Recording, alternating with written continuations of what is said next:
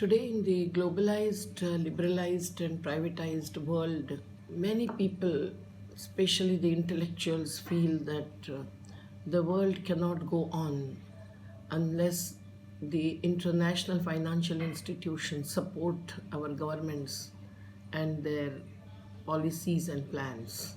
It is very unfortunate because the experience with the World Bank of many people's organizations is that the international finance through the World Bank or the IMF, the Bretton Woods institutions, has certainly changed our government's perspectives and influenced the states to even cancel, as in India, more than 7,000 policy measures. This happened within a few decades since the globalization policies came in. The World Bank, which was giving the project-related funds earlier, as in the case of Narmada, was questioned about not following their own manuals and principles and also the laws of the land. But now the World Bank started giving sectoral funds and influencing sectoral policies.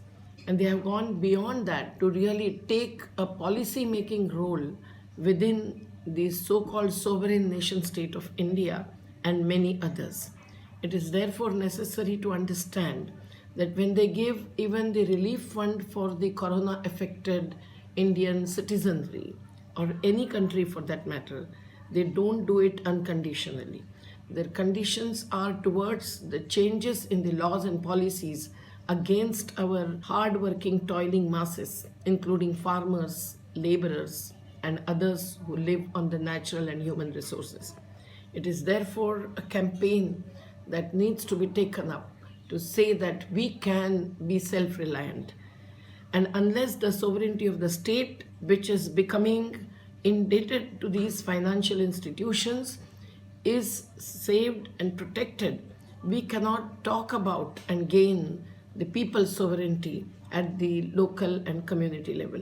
Our constitution is invariably violated, and hence we cannot permit the unconstitutional way in which the international financial institutions come in. Why mainly focus on World Bank?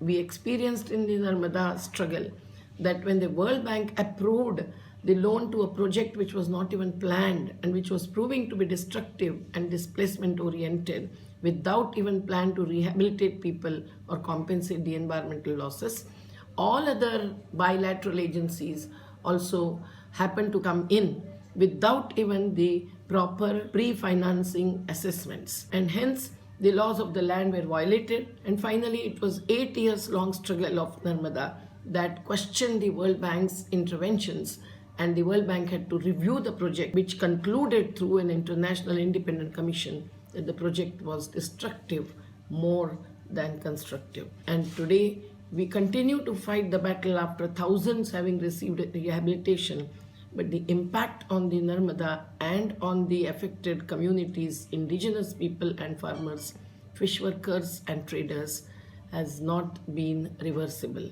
So it is very necessary that we say with confidence and courage that we can live without the World Bank.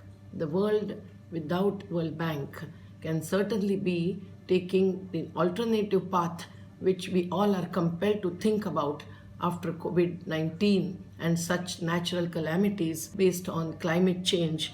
But the climate of political and economic changes is certainly more seriously affecting our economies and our social fabric and our polities that needs to be questioned and condemned.